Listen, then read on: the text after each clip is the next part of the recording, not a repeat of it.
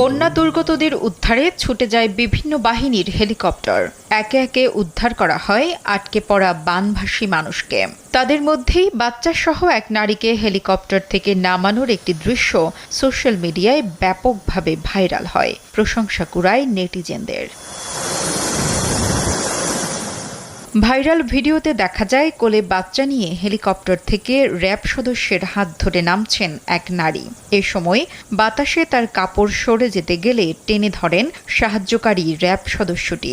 ভিডিওটি সামাজিক যোগাযোগ মাধ্যমে ভাইরাল হলে প্রশংসায় ভাসছেন ওই র্যাব সদস্য। বিভিন্ন মাধ্যমে ভিডিওটি শেয়ার করে নানাভাবে প্রশংসা করছেন সবাই।